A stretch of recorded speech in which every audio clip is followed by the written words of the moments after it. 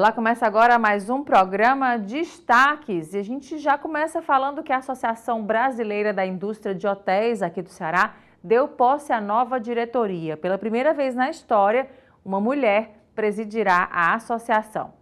Ivana Bezerra é a primeira presidente mulher da ABIH, uma associação que só aqui no Ceará tem mais de 40 anos de história. Ela tomou posse acompanhada da nova diretoria, que, assim como ela, foi eleita para mandato até 2026. Eu acho que temos tudo para fazer uma gestão diferenciada, né? Primeiro, dar continuidade a uma gestão tão bacana que foi feita até agora, mas, ao mesmo tempo, um desafio muito grande. Já começo com muita gratidão pela confiança de todos os colegas, né? Mas, com certeza, com muita união, a gente vai conseguir chegar e atingir os nossos objetivos. A posse ocorreu em pleno pôr do sol da beira-mar de Fortaleza, cartão postal da cidade. Nada mais simbólico para o turismo cearense. Tão significativo quanto isso foi a representatividade feminina na nova diretoria. A gente está vivendo um outro momento da história do nosso país mesmo, onde lideranças femininas têm realmente surgido e tem feito a diferença, né? Onde cabe, onde entra. E eu acredito que as mulheres têm sim muito a acrescentar, a liderar e a trazer essa força feminina. Claro que a gente está aqui para trabalhar para todos, mas trazer essa força feminina, principalmente no turismo, onde o Ceará tem muito a ganhar e muito a engrandecer com esse olhar feminino. A cerimônia de posse da presidente da ABIH no Ceará também ficou marcada pelos planos para o futuro. Ivana defendeu que o mercado se mobilize para a divulgação do turismo do estado. Segundo ela, esse é um fator importante para os resultados do setor.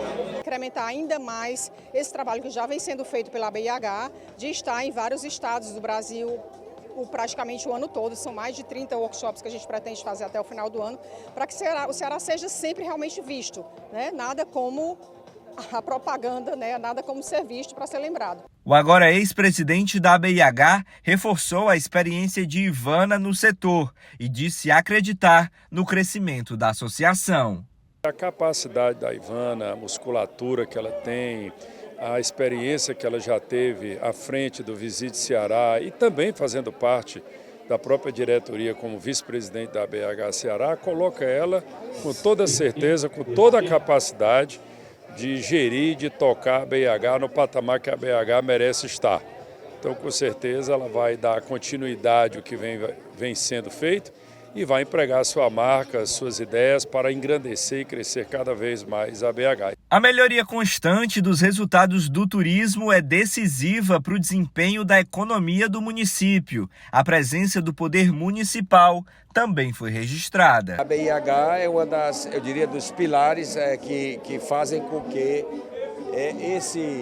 essa economia, ela hoje seja a primeira do Nordeste, se distanciando cada vez mais dos segundo e terceiro colocados e se consolidando como uma grande força econômica do país. No que depender da parceria com a Secretaria do Turismo de Fortaleza, esse apoio será constante e de muitas formas. A gente tem permanente capacitação através da nossa Escola do Turismo, através do nosso Observatório do Turismo, que também municia permanentemente os hotéis de quais são os destinos que mais estão procurando Fortaleza. Então, quer dizer, sem dúvida alguma, um momento importante, porque são as lideranças do trade que nos ajudam a colocar Fortaleza como um dos principais destinos do Brasil. E com o aumento das temperaturas, as chuvas bem acima da média, as enchentes, as secas, dentre outros desastres ambientais, acenderam um sinal vermelho em relação aos impactos das mudanças climáticas sobre a saúde da população. Sobre isso eu converso com o médico sanitarista Álvaro Madeira Neto. Obrigado, doutor, pela sua presença aqui com a gente. Obrigado, eu que agradeço. Pois é, falando sobre esse tempo, né, chuva onde não é para chover, sol muito forte onde geralmente a gente espera chuva, né, um tempo mais ameno.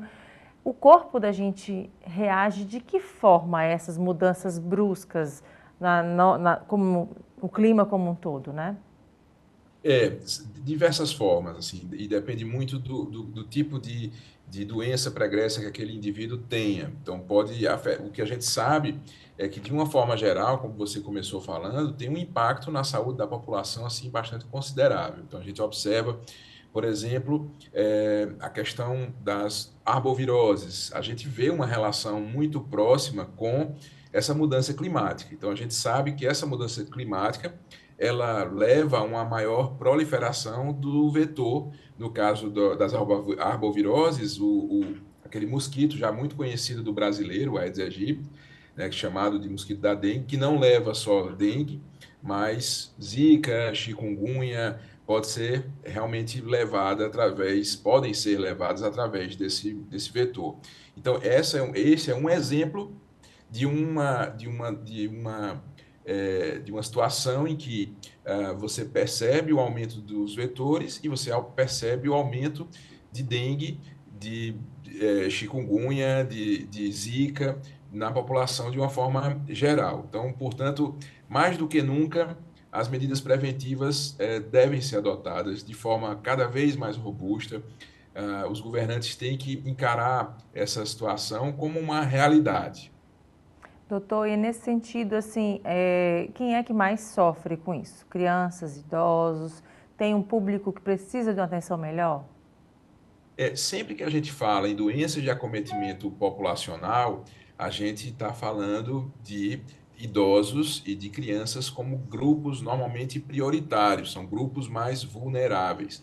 Então, realmente são grupos que a gente tem que se dedicar ainda mais, claro, à população como um todo, mas são grupos que são importantes que sejam vistos e bem vistos pelas autoridades. Então, são grupos realmente prioritários. E nesse sentido, nesse momento agora, né, com essas mudanças, o senhor falou aí de algumas doenças que podem ser preveníveis, né, que podem ser controladas com relação também às vacinas. A gente viu um momento aí muito de preocupação, com negacionismo muito forte, né, de movimentação anti-vacina muito grande. Que bom que as campanhas estão sendo realizadas, as pessoas estão voltando a se vacinar? As pessoas estão voltando mais lentamente do que gostaríamos, mas estão voltando. A gente tem uma mudança de curva, mas ainda mais lento de novo do que nós gostaríamos. A gente gostaria de assistir a um retorno daqueles índices de cobertura vacinal que a gente já teve um dia. Então, e o negacionismo, ele é tão profundo que ele não afeta só a questão das vacinas, ele afeta muitas vezes a própria noção de que essa questão da variação de clima tem um impacto, sim, na saúde da população. Então, o negacionismo, ele é negativo em todos os aspectos. Também, quando a gente faz uma relação entre saúde e clima, a gente tem uma onda de pessoas dizendo, não, isso não existe, não, isso não é bem assim. E, na verdade, a gente tem que entender a saúde como um todo, como um bem-estar geral. Portanto, a questão de uma variação descontrolada climática, que é o que a gente vem vivendo, e a gente vem assistindo essas enchentes, chuvas fora de período, num volume muito maior do que o esperado. Então, realmente, a gente tem que ligar um alerta sempre. A gente tem que ligar um alerta também nas populações mais vulneráveis, que não são só idosos e crianças, mas pessoas que vivem em áreas de risco. Isso é importantíssimo que os governantes eles tenham esse mapeamento muito bem feito e esse desenho de atuação também muito bem feito. Pois é, e aí falando das enchentes, né, a gente vê essa situação dramática no Rio Grande do Sul, que está tentando, né, se reerguer com a ajuda de muitas mãos, né, de milhares, milhões de mãos, enfim. Que a gente continue ainda ajudando o Rio Grande do Sul, que precisa mesmo dessa ajuda, não só naquele período, mas agora também, né? E falando nisso, doutor, quando tem um enchente no local, né? A gente fala das perdas, que são muitas, né? De vidas, de animais, de perdas materiais, de histórias que se vão. Mas também fala sobre o que vem depois, né? Existem riscos de doenças maiores se aprofundar no sentido da leptospirose? O que pode ocasionar uma enchente nesse sentido logo após que ela acontece? Logo após, você tem realmente a leptospirose, por exemplo, é uma doença que ela tende a aumentar nessas locais de ou enchentes ou de chuvas muito além do esperado. Você tem ali a proliferação dos roedores, que aí, nesse caso da leptospirose, é o vetor realmente de transmissão. Ele vai, o roedor contaminado vai urinar e a pessoa passa ali com a pele não íntegra e tem a contaminação com aquela urina contaminada, enfim, e aí realmente pode levar ao acometimento de doenças como a leptospirose. Então, mais uma vez, a questão da prevenção vem à tona. Por isso que é tão importante a gente ter condição de mapear essas regiões vulneráveis e atuar ali com saneamento básico e outras medidas preventivas também. E nesse sentido, a gente vai falar do outro extremo, né? Quando é seca demais num local que não é acostumado a isso. Quais são essas doenças que podem surgir, né? Quais são esses olhares que a gente tem que ter com mais cuidado?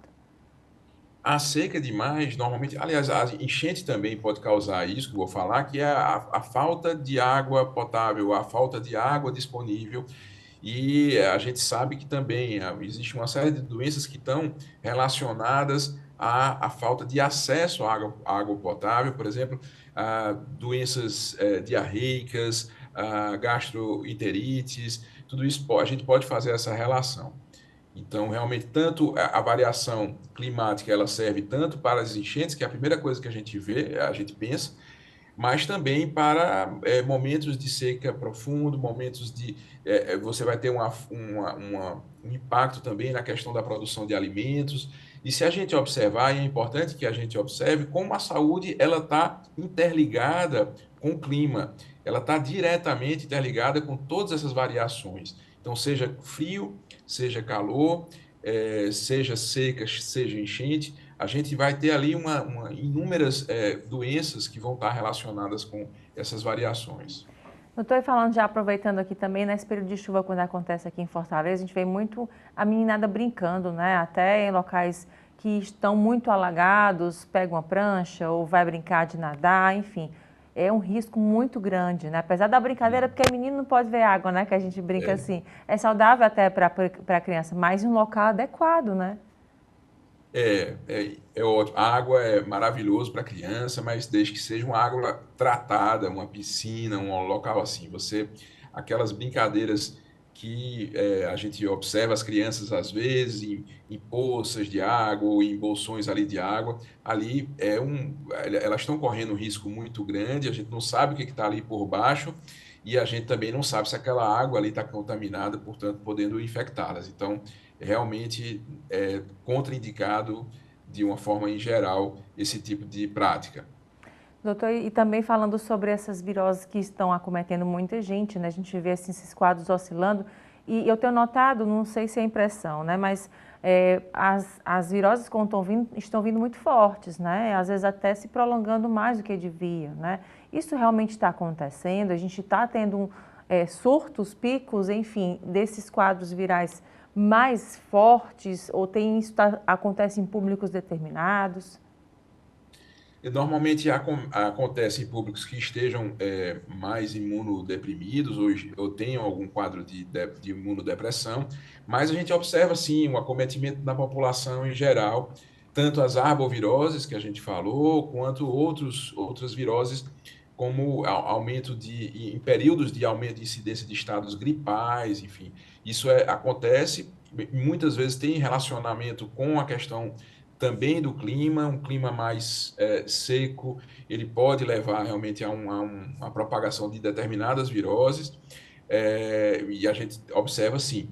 O importante é manter um estilo de vida saudável, uma alimentação sempre regrada, uma atividade física também regular e regrada, para que crie condições do organismo poder entrar em contato com determinados vírus e tentar combatê-los sem uma repercussão maior para o indivíduo.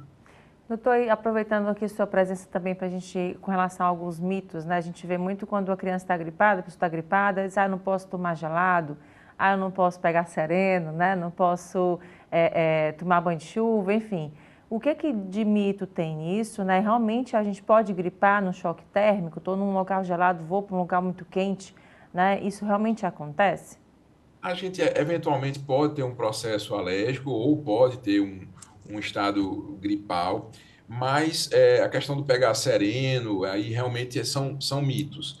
Um dado que eu acho que é importante que a gente trabalhe também sempre com a população é o uso indiscriminado de medicações. Então, por exemplo, alguém está ali com sintomas gripais iniciais e tenta e consegue uma receita ou compra diretamente na farmácia um antibiótico, que não tem nenhuma indicação. Então, isso realmente é um mito, porque o antibiótico não vai tratar aquele estado gripal. Então, é um mito que a gente deve combater também para evitar criar futuramente uma resistência bacteriana.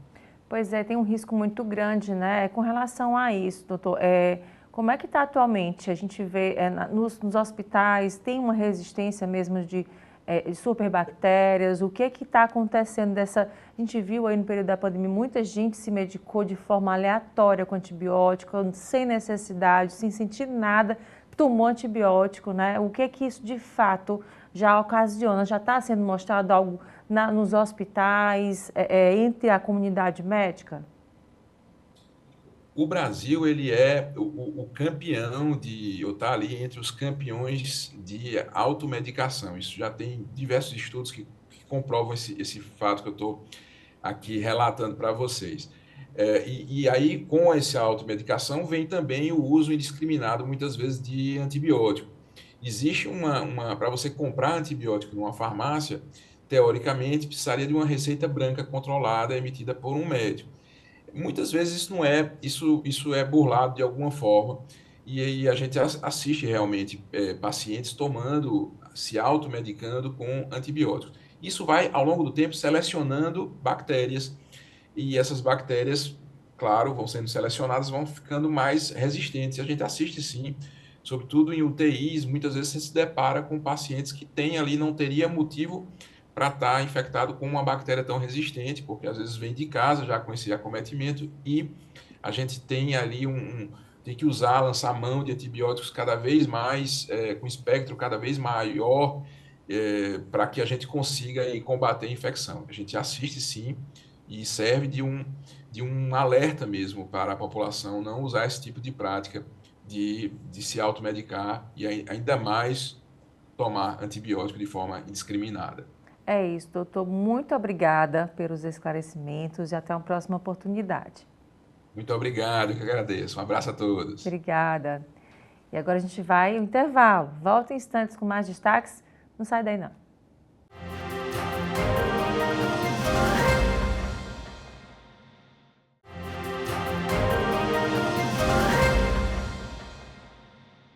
E uma das maiores micaretas do país, o Fortal, está prestes a começar, mas para entrar no clima da folia foi a solidariedade que se fez presente na entrega das arrecadações da campanha Fortal Solidário. Um cheque simbólico no valor de R$200 mil foi o principal resultado da campanha filantrópica Fortal Solidário. Eudes conhece bem essa realidade e, por isso, confirma a necessidade da campanha. Nós temos aqui o Educarte, Instituto Educarte, que trabalha com crianças autistas. Essas crianças precisam de um acompanhamento de todas as áreas da saúde. Portanto, esse prêmio vem ajudar essas crianças que mais precisam. Além disso, nós temos mais 10 instituições hoje. Um conjunto de 11 instituições vai representar 100 mil pessoas atendidas pela ação do Fortal. E nós fazemos um apelo à população que vai ao Fortal: doe mais, que na medida que você doa para o Fortal distribui de forma solidária com a Fé Comércio, com o Mesa Brasil, para atender essas comunidades de Fortaleza. As 11 instituições atendidas representam mais de 100 mil pessoas beneficiadas com a ação nos últimos 6 anos, ou seja, desde que a campanha começou, ela arrecadou mais de R$1 milhão em donativos para pessoas carentes, mostrando que é preciso ter compromisso social na atividade econômica. O empresário existe não é só para gerar emprego e renda, pagar impostos e auferir lucros. O empresário existe também para fazer ação social e ajudar o seu próximo. Porque eu acho que se nós não ajudarmos os nossos irmãos, como é que vão ficar as coisas? E a vida é essa dinâmica. E o Fortal Solidário é hoje para a nossa empresa e para o evento Fortal uma prioridade. Além do Fortal Solidário, outra ação relevante fruto da parceria é a customização de abadás. Todos os anos, um grupo de costureiras consegue renda extra graças às vendas das peças. Essas mulheres, por exemplo, elas esperam o ano inteiro para que chegue o mês de julho e elas consigam auferir essa renda, não é? Em tão pouco tempo, elas conseguem ter um impacto financeiro alto. Então é muito importante, inclusive estamos finalistas do Prêmio Abrace, da Associação Brasileira de Shopping Centers, dia 26, a final do prêmio, né? O dia que vai sair os ganhadores, com esse grande projeto de customização de abadás. Um dos apoiadores da causa é o Instituto JCPM, que vê em ações como essa uma oportunidade. É uma oportunidade, assim, da gente agregar não só essa parte cultural, de diversão, mas também o impacto social que ela causa, porque a cadeia de geração de rendas é muito grande. E vamos falar agora de um assunto que está em alta. O jogador do Real Madrid, Endrick, surpreendeu a internet ao falar de um contrato de namoro com uma influenciadora digital. Eles estão juntos há mais de 6 meses e o casal revelou a existência do documento. Para além desse assunto, você sabia que é possível fazer um contrato de namoro? Sabe como é que isso funciona? Vou conversar sobre esse assunto com o advogado Renato Oliveira. Muito obrigada pela sua presença. Eu que agradeço pelo espaço. Pois é, falando sobre contrato de namoro, né? É realmente possível fazer isso? Vamos lá, né? Como você bem pontuou, o contrato de namoro, ele tá ficando mais comum por conta do jogador Endrick com a namorada dele, né? Que eles, em algumas entrevistas, falaram sobre esse contrato de namoro que eles realizaram, tá? Então, é sim possível fazer um contrato de namoro, né? As pessoas, geralmente, os casais procuram esse tipo de contrato de namoro para evitar uma caracterização de união estável e para, de certa forma, eles poderem blindar o patrimônio, né? Eles poderem proteger o patrimônio de cada um, porque a partir do momento que você descaracteriza uma união estável, né? E você tem uma declaração que aquele relacionamento é apenas um namoro, não, você evita que tenha a comunicação dos bens entre o casal. Então, é um contrato possível sim, tá? E qual é a diferença entre um e outro? A gente pensa assim, não, mas é a mesma coisa? Não é, né? Quais são as diferenças principais? Vamos lá. Quando a gente tem uma caracterização de união estável, é como se a gente caracterizasse a própria situação de casamento. Para todos os fins de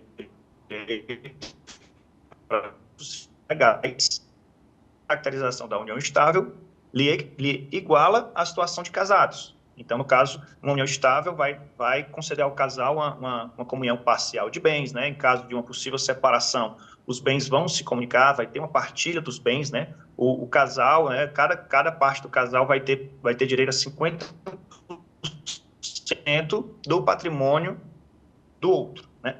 Então, por exemplo, no caso do jogador Endrick, que ele, mesmo com pouca idade, né, tendo 17 anos, ele já tem um patrimônio considerável, né, tendo em vista os valores envolvidos na negociação dele, e por conta disso ele precisou fazer esse contrato de namoro para proteger o patrimônio dele e evitar que tenha essa divisão dos bens, né, 50% dos bens dele para a namorada dele, até então namorada. Agora, nesse sentido, assim, quando faz esse contrato de namoro, que aparece uma gravidez nessa relação, como é que é feito a partir daí? Vamos lá. Então, assim, qual a fraqueza do contrato de namoro? O contrato de namoro, ele é válido, tá?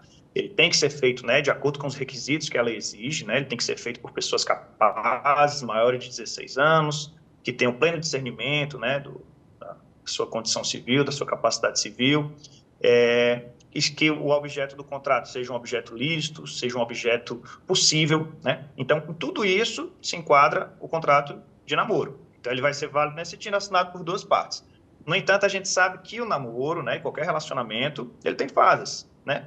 Às vezes, ele inicia numa fase até anterior ao namoro, depois ele evolui para o namoro, e ele pode evoluir para uma condição de um noivado, um casamento, uma gravidez, ou até a união estável, como a gente conversou anteriormente, né? Mas é uma questão subjetiva. A gente, em certos momentos, é difícil a gente mencionar em qual ponto específico aquele namoro passou a ser uma união estável, né? Mas como no seu exemplo, no caso de uma gravidez, né, as decisões que existem já é no sentido de que uma gravidez, a depender do caso concreto, ela caracteriza sim uma união estável. Então, nesse sentido, o que os nossos juízes, né, o que os nossos tribunais têm entendido é que o contrato de namoro, a partir do momento que tem uma caracterização de união estável, ou pelo noivado, ou por uma gravidez, ou por um casamento, aquele contrato ele é tacitamente anulado, cancelado, porque teve uma mudança da realidade e aquele contrato que antigamente era para declarar uma situação de namoro, evoluiu para uma situação que não é mais namoro, já é uma situação que tem um fim de constituição de família, né? Uma gravidez, um noivado, um casamento, tá? Renata, já que a gente está conversando sobre esses assuntos de rede social, né? Recentemente apareceu um assunto desse que foi um casal de pessoas, né, abaixo dos 18 anos, né? Dois jovens, dois adolescentes, né? Que anunciaram lua de mel, casados, com aliança e tudo mais. É possível isso acontecer? O que diz a lei nesse sentido? Vamos lá. Por mais que a nossa maioridade, né, civil ela seja obtida a partir dos 18 anos, tá? A nossa lei ela protege que a partir dos 16 anos você já tem capacidade civil para alguns atos civis, como por exemplo para fazer um contrato, né? Se a gente está mencionando sobre um casamento, sobre um noivado, querendo ou não, isso é uma forma de contrato, né? Até no casamento, quando você vai ao cartório, né, você tem que assinar uma documentação, não é simplesmente dizer que está casado. Mas, claro, tem a caracterização da união estável também. Mas até como eu disse anteriormente, se um contrato, né, qualquer tipo que seja, de casamento, contrato de namoro, ele seja feito entre pessoas que têm menos de 16 anos, tá? Para a lei, esse contrato ele é sim nulo, porque ele não tem validade, ele não foi feito por uma pessoa capaz. A lei civil diz que as pessoas só são capazes a partir dos seus 16 anos, né, e caso tenham pleno discernimento dos atos civis. Então, numa situação nessa, como o exemplo que você deu, eu vejo que a pessoa, né, os pais, ou não sei, que não concordem com aquele casamento, possam até querer apresentar essa situação para um juiz, para que o juiz anule esse casamento, tá certo? E no caso, se as famílias decidirem, né, os responsáveis derem um ok, pode acontecer? Bem, se eles fizerem um contrato com 15 anos, tá?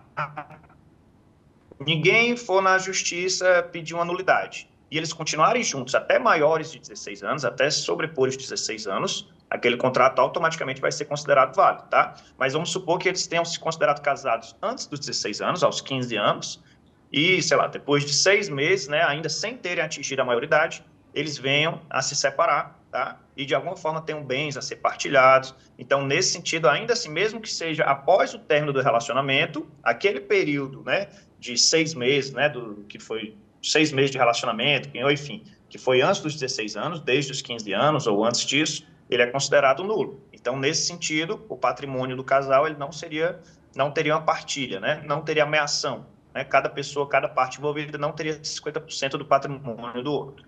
A gente está falando do casamento, que é algo foi justamente nessa questão especial, né, desse casal. Mas a gente vê muito os adolescentes namorando. Pode ser feito também, nesse caso, o contrato de namoro para os adolescentes? Isso existe também? Ou precisa desse todo o trâmite também a família autorizar? Ou ele, nesse caso, não se aplica de forma alguma?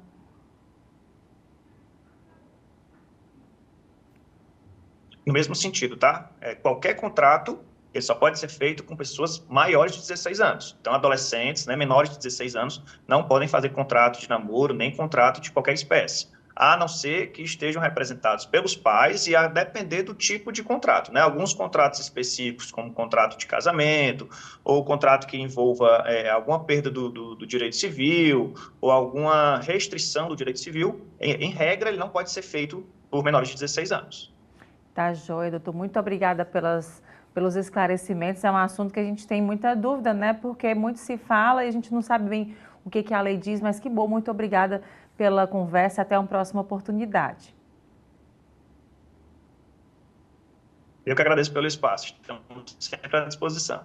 Obrigada mais uma vez. E agora a gente vai ao intervalo. Em volta em instantes com mais destaques. Já sabe, né? Não sai daí não.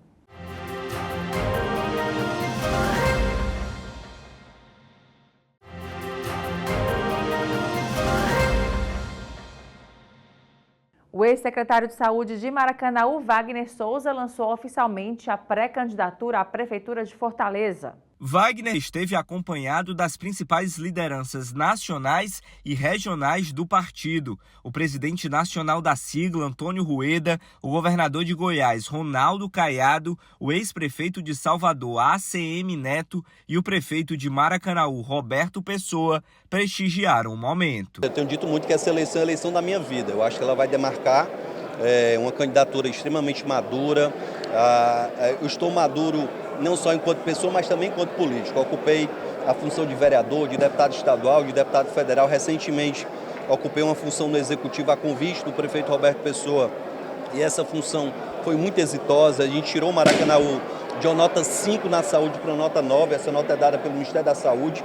Eu sou oposição ao governo do PT e o governo do PT nos deu uma nota 9. O encontro partidário marcou o lançamento oficial da pré-candidatura de Wagner à Prefeitura de Fortaleza. A legenda espera lançar em todo o estado 40 candidatos a prefeito e, desse total, eleger entre 10 e 15 prefeitos no Ceará. O próximo passo é a homologação das candidaturas e das alianças partidárias, o que tem previsão para acontecer entre os dias 20 de julho e 5 de agosto. A escolha de um nome para vice na chapa e uma aliança com o pré-candidato do PL, o deputado federal André Fernandes, seguem abertas. Tanto a nacional do PL como a nacional do União Brasil estão conversando, como conversa também com o Novo, conversamos com outros partidos e acredito somente em julho, nas proximidades da convenção, é que a gente vai definir o arco de aliança e a partir desse arco de aliança a gente vai definir o nome através de um perfil que venha compor a nossa chapa na posição de vice. Então está muito cedo para definir o nome, o momento é de articulação, nisso o ACM, o senador Efraim, o próprio Ronaldo Caiado, que é o nosso governador de Goiás, tem ajudado bastante, além do nosso presidente que acabou de assumir, que é o Antônio Rueda, tem sido essenciais para que a gente possa ter essa possibilidade de uma aliança forte. O Wagner não descartou a aliança com o ex-presidente Jair Bolsonaro em uma eventual disputa à Prefeitura de Fortaleza. Segundo Wagner, na política é preciso focar no diálogo com todos. Nunca tive nenhum problema de relacionamento com o PL, com o presidente Bolsonaro, com quem quer que seja. O que eu tenho dito muito é que eu tenho uma posição de independência em relação a qualquer liderança nacional.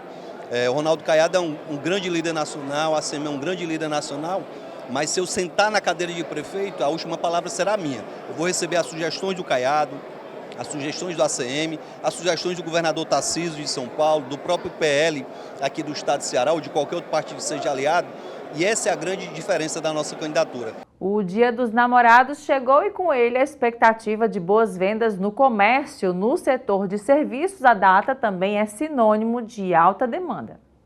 Época de celebração do amor, dia de aquecer o coração. Tem gente que já pesquisou o presente baseado em um critério. Quando eu estou em dúvida, fica mais atrelado à necessidade. É algo que eu vejo que o meu namorado está precisando naquele momento e que ele não tira um tempo para comprar. Então é mais sobre isso. Já o Ícaro não esconde que tem dificuldade nessa data especial. Eu acho bastante difícil sim, tem um pouco de dificuldade de ler o que ela está precisando ou então de acertar no presente, né? Sempre fica um pouco do receio, mas eu acabo me saindo bem na maioria das vezes. Essa vontade de fazer bonito e marcar o dia que tem reflexo no bolso de muita gente e no caixa das empresas. O dia 12 de junho é uma das principais datas para vários setores. É hora de mostrar estoque, testar estratégias e elevar resultados.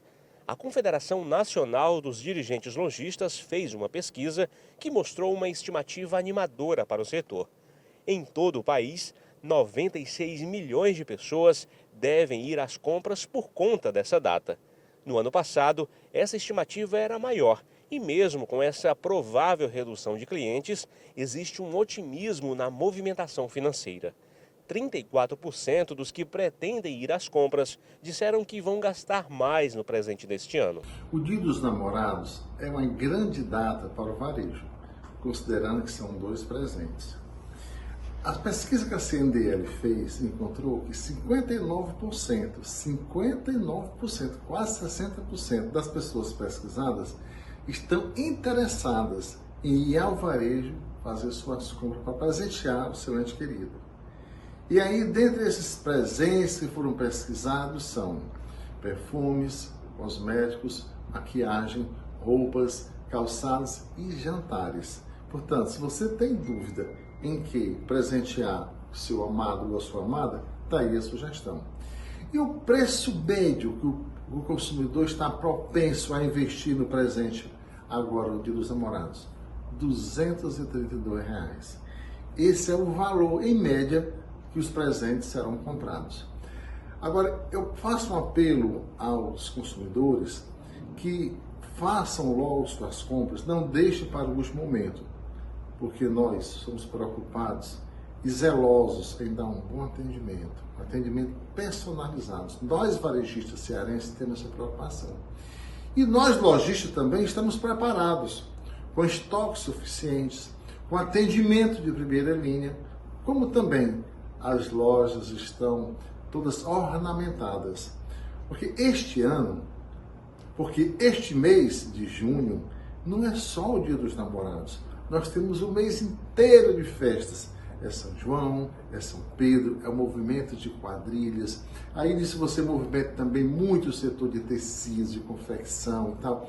É um mês fantástico. Portanto, nós lojistas também estamos muito otimistas para que esse mês o varejo seja mais aquecido.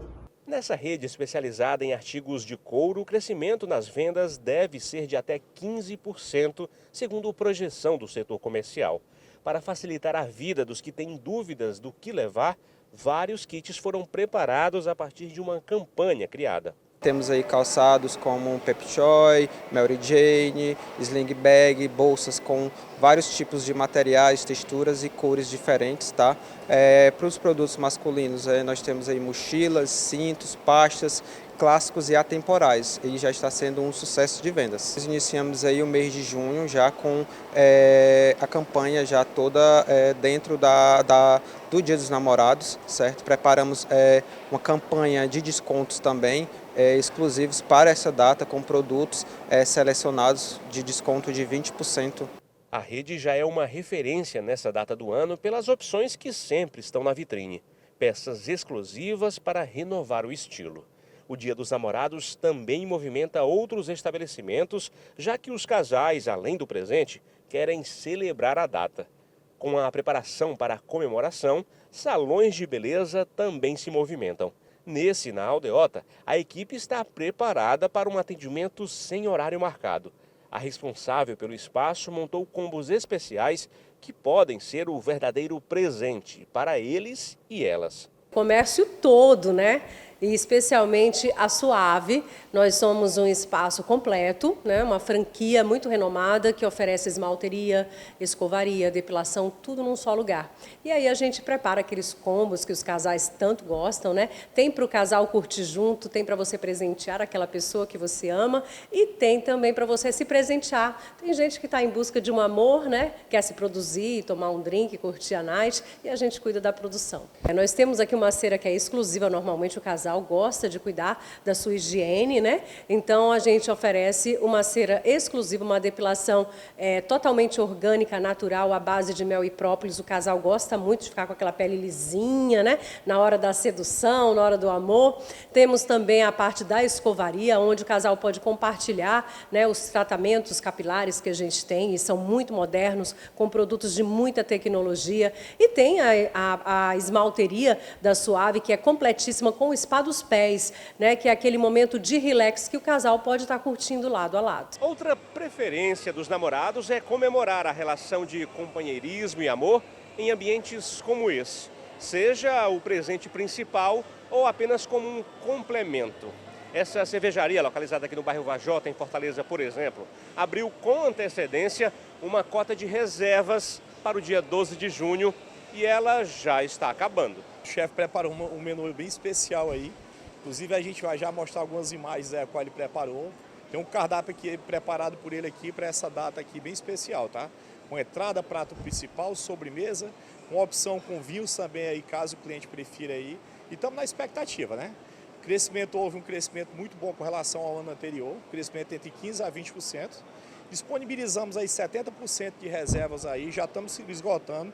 Então, se você não fez sua reserva aí, corra, garanta que nós estamos nas finais. Disponibilizamos 70% de reserva e deixamos 30% para o cliente rotineiramente que vem até a casa. O menu foi cuidadosamente pensado pelo chefe Danilo, que promete sabores para agradar os casais. Além de algumas entradas, sobremesas e pratos principais clássicos, a gente também está com uma série de pratos novos que vieram junto com o rebranding da marca, né?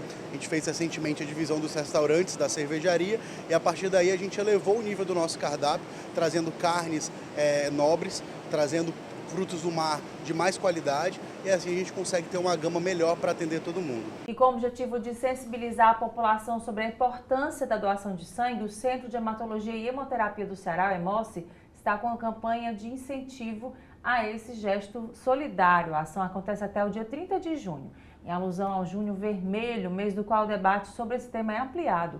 Sobre esse assunto e muito mais eu converso com Luciana Carlos, que é a diretora-geral do Hemose, está aqui comigo no estúdio. Obrigada pela sua presença. Obrigada também pelo convite. Luciana, falando sobre esse momento, né? A gente falando desse junho vermelho, não é isso? Mês de conscientização à doação de sangue. Como é que está sendo atualmente a movimentação da Hemose nesse sentido? Bom, essa data surgiu há 20 anos, né? Em torno do Dia Mundial do Doador Voluntário de Sangue, que foi escolhido pela Organização Mundial da Saúde por causa do aniversário do descobridor dos grupos sanguíneos, que é 14 de junho.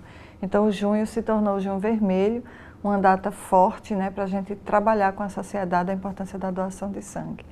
E a gente tem notado o crescimento do interesse, né, das instituições e das pessoas por essa data, e a gente está preparando uma programação toda especial, né, para os doadores de sangue poderem participar da doação, quem nunca doou, poder se aproximar disso, quem já doou e nunca mais tinha voltado, poder voltar agora, né? É um momento importante porque a gente está entrando nas férias de julho e a gente sempre precisa desse reforço agora no final do mês de junho. E como é que estão sendo essas ações? Vocês estão fazendo ações em locais específicos? Como é que está sendo esse movimento? A gente está reforçando, né, a nossa estratégia de estar sempre perto do doador. Então, a gente tem coletas que são organizadas em vários municípios do estado. A gente está chamando também, reforçando um pouco a ação nas sedes dos hemocentros, né? A gente tem notado também que os doadores estão esperando muito que a gente chegue perto. Então, é uma hora de dizer, a gente também está aberto aqui em Fortaleza, em Crato, Sobral, Iguatu, Quixadá, vocês podem, em Juazeiro, vocês podem nos procurar também nas sedes. Então, a gente está preparando alguns eventos, né, artistas, serviços, para quem for aos hemocentros agora no dia 14 de junho e no dia 15 uma ação também no posto da Praça das Flores, né, para que a gente possa tornar a doação de sangue uma experiência agradável, né, que a pessoa goste de ir, que queira voltar, porque na verdade a doação é simples e a gente precisa vencer essa inércia, né? Por que eu vou doar sangue hoje? Então, trazer essa lembrança para que as pessoas possam fazer a doação nesse período. Quais são os principais obstáculos que vocês identificam? Assim, por que as pessoas não, de própria vontade, não vão doar? O que elas têm que faz com que isso seja um pouco dificultado? Eu acho que até um tempo atrás a gente tinha um pouco de medo, desconhecimento, e a partir dessas ações a gente já superou um pouco isso. Mas é aquela coisa assim, o que é que vai me fazer ir hoje? Então, essa chamada, essa motivação imediata para que a doação seja feita agora. Então, a gente tem conseguido trabalhar isso a partir de campanhas em empresas, escolas, a partir dessas campanhas que a gente faz com a população de uma forma geral, para que nesse momento a pessoa, então agora chegou a minha hora. E alguns doadores escolhem datas específicas, aniversário, Natal, Carnaval. Então a gente tem alguns doadores que gostam de doar na campanha do Carnaval, alguns doadores que gostam de doar na campanha do Natal. Isso é importante porque a gente consegue ter um número estável de doações e manter o atendimento, porque na verdade o que a gente precisa não são as doações em si, mas o que vem delas, que é o atendimento de transfusão dos pacientes que estão nos hospitais. E no caso, para a gente lembrar, né, quem é que pode doar sangue? A doação de sangue no Brasil ela é trabalhada e definida, né, pela coordenação de sangue do Ministério da Saúde. A gente tem portarias ministeriais que definem alguns critérios mínimos. Então, existem vários requisitos, né, para garantir a segurança do doador e do paciente que vai receber a transfusão. Mas, a princípio, pessoas entre 16 e 69 anos podem se candidatar à doação de sangue. Antes dos 18 anos é preciso ter um termo de consentimento do pai ou do responsável legal. Tem que pesar mais de 50 quilos, né, por causa da quantidade de sangue que vai ser coletado. Está bem alimentado, tem um documento oficial com foto e está com boa saúde. E o requisito maior, querer doar voluntariamente, sem receber nada em troca, para ajudar qualquer paciente que esteja precisando de transfusão. Tem um perfil de quem doa mais homem, mais mulher? Quem é essa pessoa que realmente vai todo ano, já está lá com a carteirinha batendo ponto? A gente tem mais doadores homens, mas as mulheres são quase entre 40% a 45% dos doadores são mulheres. As mulheres têm uma inaptidão maior em função da hemoglobina mais baixa, por causa de menstruação, gravidez. Então, assim, a gente realmente, o maior número de doadores são homens, mas as mulheres estão quase meio a meio, nessa idade entre 30 e 50 anos, né, e que estão sendo mobilizados a partir do seu local de trabalho, né, da sua instituição. Então, esse é o perfil dos nossos doadores, né, mas a gente tem também doadores mais jovens, né, com idade menor do que isso. Inclusive, agora a gente está trabalhando 2 vezes por ano uma ação para o jovem doador.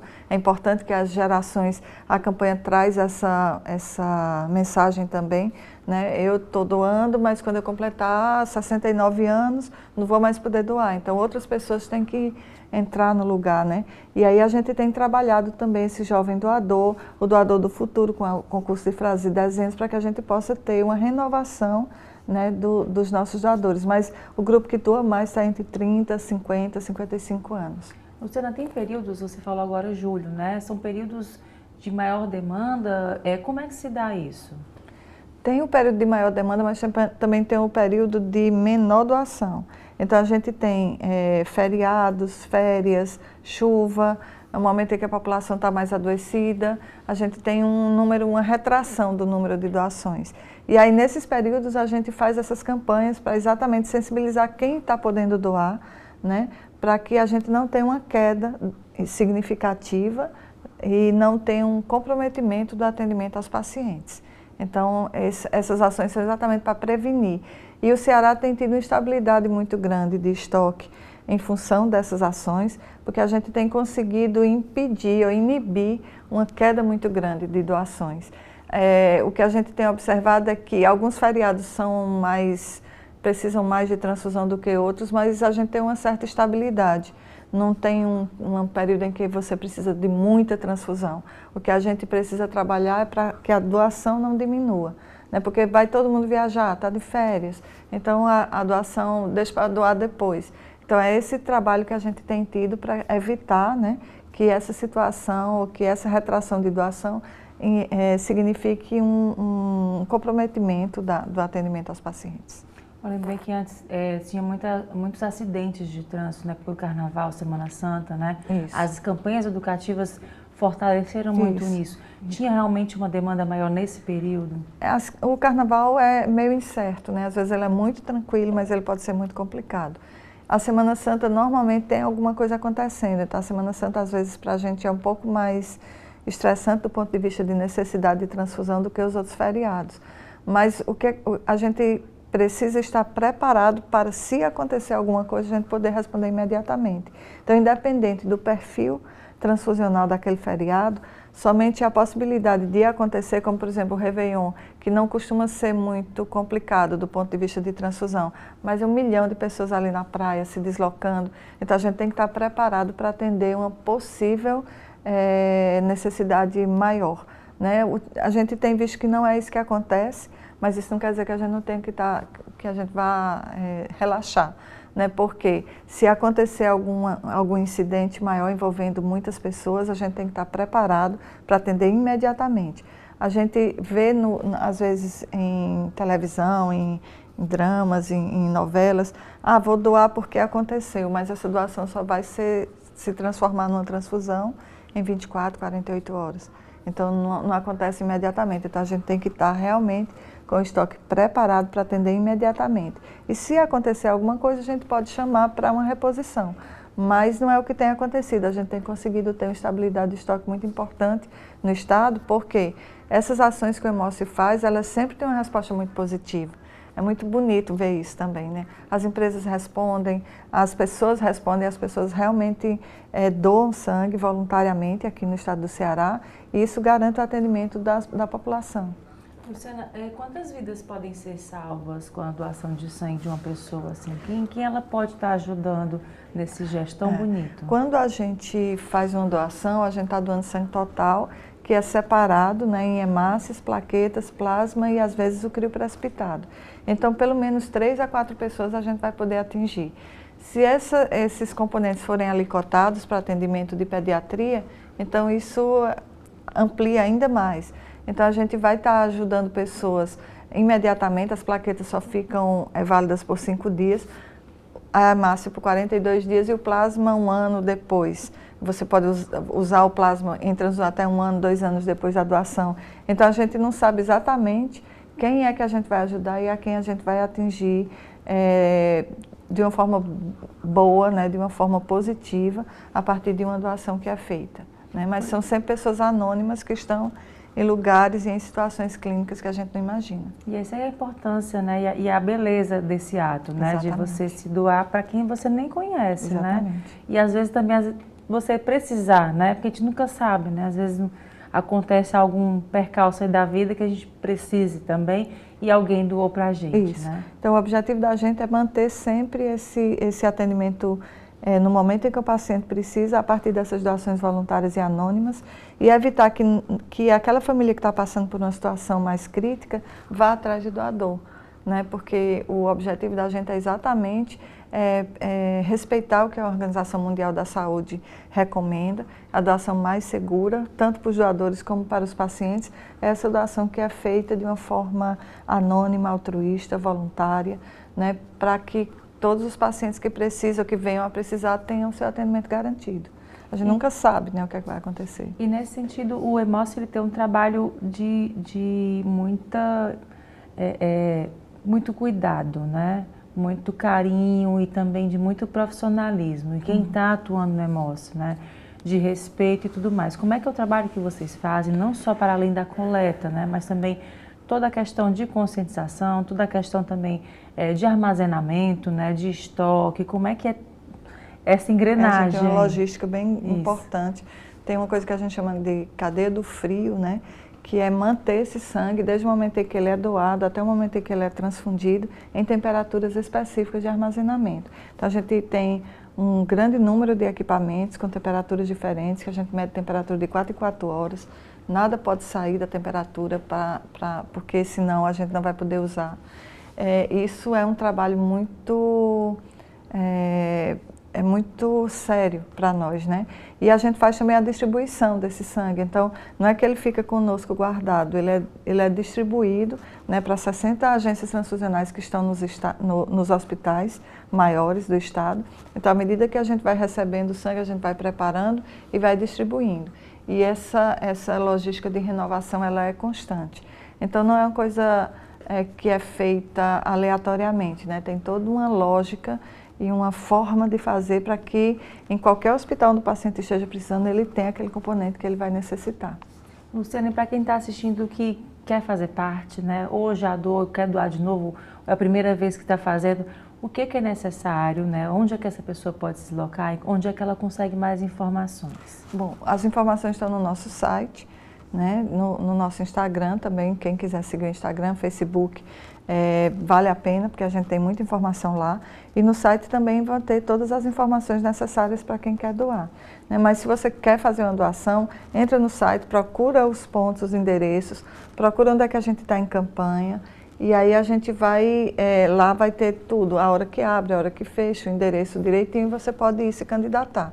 Se você quiser marcar uma campanha na sua empresa, levar um grupo, pode entrar em contato conosco, né, no 3208-0808 ou no 3208-0800, né, e aí a gente pode marcar para ir buscar esse grupo, para fazer uma campanha. Normalmente isso é feito com uma antecedência de pelo menos 2, 3 meses, porque o calendário ele é bem solicitado e a gente tem que atender a todo mundo. Então, você pode fazer tudo isso, né? E participar dessa grande campanha e dessa corrente que não vai acabar dia 30 de junho.